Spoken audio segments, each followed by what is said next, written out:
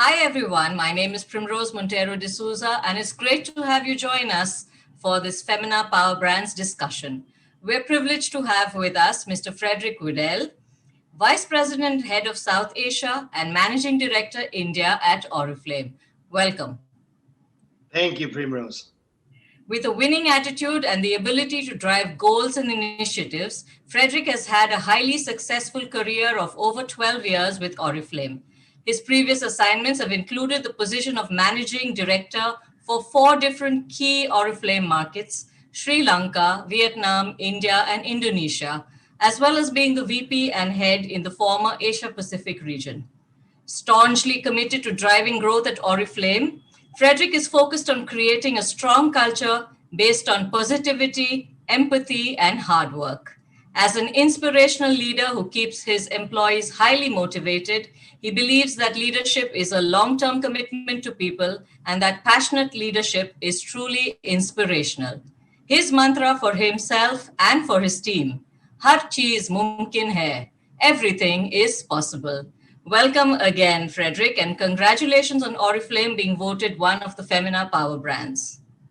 Thank you. Thank you so much, Primrose. And we are ecstatic about this nomination. And we are very appreciative to all of our brand partners out there in India, to Femina, to our consumers. And we really feel appreciative that our efforts towards women empowerment is recognized. Thank you. Congratulations again. Let me begin by asking you, in your words, what is the brand essence of Oriflame? Right. So the essence of Oriflame lies in our roots in Scandinavia, in Sweden. And we take much inspiration from the fauna and from the nature in this specific region. But it's also very much in how we view beauty. In Oriflame, we view beauty more than it just being topical. It is also how you feel about yourself, how healthy you are, and all those aspects together with how you look and feel is then the holistic beauty that Oriflame is really all about. That's a very different sort of take on beauty and a very refreshing one, of course, so great. How would you say then, because you have this different sort of take on what beauty is, how are Oriflame different from other beauty products in the market? I think we are, to put it very simply, inspired by nature, powered by science. Oh, okay. Okay. So beauty is, of course, a burgeoning industry that sort of even worked right through the whole pandemic, which we'll come to later. And there are constantly new and international brands coming out into the market, into the space. How do you see Oriflame making or rather consolidating its space and growing year on year in this sort of scenario? Mm-hmm. I think that's interesting. And I think that the beauty aspect of our business is one of the 2 key things that we do. And I think innovation, product development is very much in the forefront. And we have been able to grow sustainably here in India over the past 25 years. So we see that we will continue with this approach to the Indian subcontinent and the markets here. But we also know that the second part of what we offer in Oriflame is the opportunity to become an entrepreneur, with a global beauty community. And that part is something that we are focusing very much on now. And due to the pandemic, perhaps we fast-tracked this part of the business. And we are now 100% digital. And you can now start your Oriflame entrepreneurship business from the safety of your home with simply a mobile phone. So I think I'm very, very excited about the future here in India and elsewhere for Oriflame in the world. Yes, I think that was a necessary change that everybody had to make in this space. And like that change, even the needs of women in terms of beauty have been constantly changing. So what, as a brand, do you focus on when designing and developing products to suit the needs of every woman, especially in this new space and in this new time? Mm-hmm. I think that's a good question. I think when we look at beauty products, and we look at the consumers of today, we see that there are much greater demands on products being ethically produced, products being eco-friendly, fair trade, etc., etc. And that's where Oriflame, we have been working in the forefront here for decades. So for us, that we now see an upshift as consumers also become more and more aware about the fact that private corporations do indeed have a responsibility to the greater community in which they operate. Once we see that now, this is only but beneficial for Oriflame. Absolutely, absolutely. And in all this, of course, you have a range of product categories. Can you tell us a little on something that you are focusing on, especially now, and why you have chosen that to be the object of focus? Mm-hmm. Yeah, I think at the moment our focus lies very much in health and well-being, in that aspect of beauty. Because I think we established earlier that beauty is more than how you just look. Yeah. So that's a key focus for us. Another focus is to continue with our innovative approaches to skincare, with key ingredients found in nature, powered by science in a laboratory, in order to get the best maximum output on natural ingredients. So I think that's where our focus has been over the past 5 years, and it will continue to be in the coming years as well. Sounds good. So, of course, you spoke about it a little before this, but let's focus a little more on it. The beauty industry witnessed a paradigm shift during the pandemic. What were your thoughts on it as it unfolded and it changed and it went beyond, the 1 month that we thought it would be first and went on?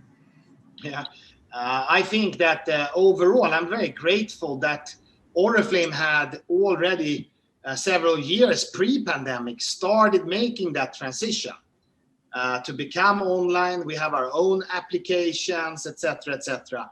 And so that was that was 95% done for us. When the pandemic came, let's not consider the first couple of months when everything was in lockdown.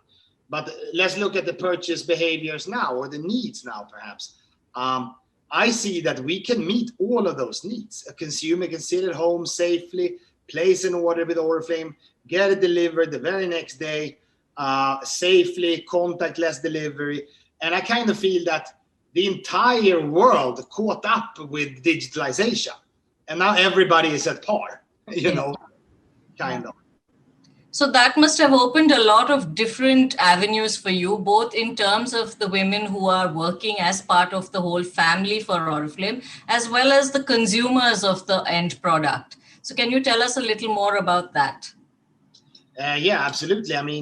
Let's say that pre-pandemic, a majority of customer interactions happened physically, face-to-face, either one-on-one or one-to-many. Yeah. And when that no longer was possible actually Oriflame, we closed our offices on the 18th of March. I think the lockdown happened 24th officially, but that wasn't possible and hasn't still been possible right now, of course, in the light of safety. But that our brand partners and entrepreneurs have so quickly adapted to the virtual aspect of being the same type of entrepreneur. Building the same type of business, but now doing this virtually. I think that speed with which that transformation happened, I think, was astonishing to see. Yeah. And your learnings in terms of business growth during the year 2020. For many people it was a washout, but for many people it was a great opportunity for learning and sort of honing our insights into consumer behavior and the changes that we need to make. So could you tell us a little about how that worked for you? Sure. I think that there are several learnings, but let's pinpoint some of the most obvious ones. The office centricity, which used to be there in the light of many businesses and ours also, of course, that office centricity is now gone. We have reduced our number of offices here in India significantly. We started already last year pre-pandemic, but even more so during the pandemic. And that frees up cash for Oriflame to invest in other segments of the business, which will now be needed: digitalization, apps, etc., etc. So that's one aspect. Another aspect is this with travels. We are a global company, and we used to travel left, right, and center, internationally, domestically, and that used to be a large cost on our profit and loss statement. We have now noticed that, hey, we can do a majority of meetings virtually going forward. And in fact, I have said also we should not travel for purposes of just making business reviews. Those can easily be done on Zoom or Teams or whatever platform one uses. But the travel should be aimed towards building culture. That is very difficult, I find, to do online or virtually. That kind of has to be done physically. So we will, of course, not cut all travels, but we will make sure that when we travel, it makes sense for our business and it generates culture and results. Absolutely. So as we've spoken about through this discussion, Oriflame has just celebrated 25 years in India. So congratulations again on that. That is a great, on that front as well, congratulations, very much due. Any specials in the pipeline for the consumer post this milestone? I think, absolutely. And for all our loyal brand partners, and we have lakhs and lakhs of brand partners today in India, we have launched a bunch of new initiatives for our brand partners with special discounts and bonuses, etc., etc. For the consumer, we are continuing coming out with new products. Already now in January, we launched a new baby care range, and we will continue making sure that our high quality products at affordable prices maintain their market dominance as today. Sounds good. And of course, I mean, I'm sure during the pandemic, everyone has had a lot of time to think about the future. What do you think is the future for Oriflame, both internationally as well as in India? I think the future looks very bright for us, and our industry, like many industries, I think go through these cyclical transformation years. And I think last year, 2020, was definitely one of those.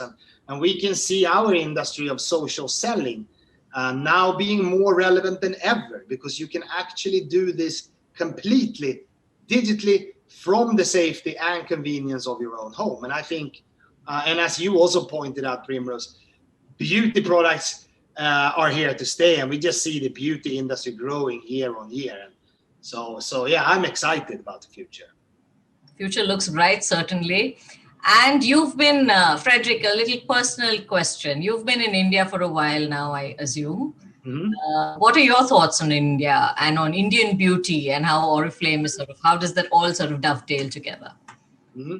I've been physically living in India for 5 years and probably worked with India for 15 years. So I have some relevant experience, I think. And I think one has to look at India as a continent of various locations under one country, and the diversity in unity and so forth. And that makes India so interesting. And beauty has a very clear and long cultural importance in India. Absolutely. And I therefore feel that when Oriflame chose to go to India 25 years ago, as opposed to go to China, for instance, at that time, that was the right decision. And we are now a large company here, and we have a large, loyal consumer base. And I think the future is very, very promising for India, for Oriflame, at large. So, yeah. Thank you so much, Frederic, for that very enlightening discussion. Congratulations once again on Oriflame's 25 years in India, and of course, for being voted onto the Femina Power Brands list. Thank you so much for your time and all your insights. Thank you very much, Primrose. I truly appreciate it. Thank you so much. Thank you.